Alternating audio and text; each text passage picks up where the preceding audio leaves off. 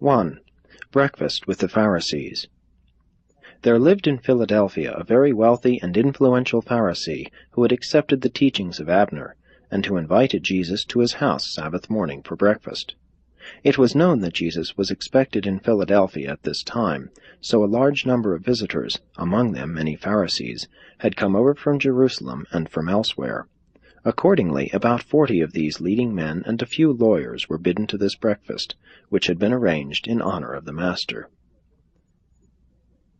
As Jesus lingered by the door, speaking with Abner, and after the host had seated himself, there came into the room one of the leading Pharisees of Jerusalem, a member of the Sanhedrin, and, as was his habit, he made straight for the seat of honor at the left of the host. But since this place had been reserved for the Master, and that on the right for Abner, the host beckoned the Jerusalem Pharisee to sit 4 seats to the left, and this dignitary was much offended because he did not receive the seat of honor. Soon they were all seated and enjoying the visiting among themselves, since the majority of those present were disciples of Jesus, or else were friendly to the gospel. Only his enemies took notice of the fact that he did not observe the ceremonial washing of his hands before he sat down to eat. Abner washed his hands at the beginning of the meal, but not during the serving. Near the end of the meal there came in from the street a man long afflicted with a chronic disease, and now in a dropsical condition. This man was a believer, having recently been baptized by Abner's associates. He made no request of Jesus for healing, but the Master knew full well that this afflicted man came to this breakfast hoping thereby to escape the crowds which thronged him, and thus be more likely to engage his attention. This man knew that few miracles were then being performed.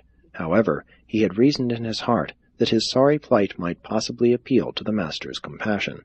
And he was not mistaken, for, when he entered the room, both Jesus and the self-righteous Pharisee from Jerusalem took notice of him. The Pharisee was not slow to voice his resentment that such a one should be permitted to enter the room. But Jesus looked upon the sick man and smiled so benignly that he drew near and sat down upon the floor. As the meal was ending, the Master looked over his fellow guests, and then, after glancing significantly at the man with dropsy, said, "My friends, teachers in Israel, and learned lawyers, I would like to ask you a question. Is it lawful to heal the sick and afflicted on the Sabbath day, or not?" But those who were there present knew Jesus too well. They held their peace. They answered not his question. Then went Jesus over to where the sick man sat, and, taking him by the hand, said, "Arise, and go your way. You have not asked to be healed, but I know the desire of your heart and the faith of your soul." Before the man left the room, Jesus returned to his seat and, addressing those at the table, said, "Such works my Father does, not to tempt you into the kingdom, but to reveal himself to those who are already in the kingdom. You can perceive that it would be like the Father to do just such things, because which one of you, having a favorite animal that fell in the well on the Sabbath day, would not go right out and draw him up?" And since no one would answer him, and inasmuch as his host evidently approved of what was going on, Jesus stood up and spoke to all present. "My brethren, when you are bidden to a marriage feast, sit not down in the chief seat, lest perchance a more honored man than you has been invited, and the host will have to come to you and request that you give your place to this other and honored guest. In this event, with shame you will be required to take a lower place at the table.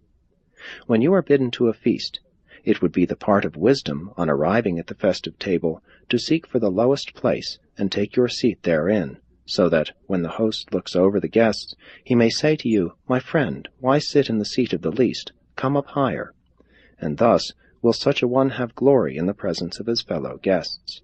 Forget not, every one who exalts himself shall be humbled, while he who truly humbles himself shall be exalted. Therefore, when you entertain at dinner or give a supper, invite not always your friends, your brethren, your kinsmen, or your rich neighbors, that they in return may bid you to their feasts, and thus will you be recompensed. When you give a banquet, sometimes bid the poor, the maimed, and the blind. In this way you shall be blessed in your heart, for you well know that the lame and the halt cannot repay you for your loving ministry."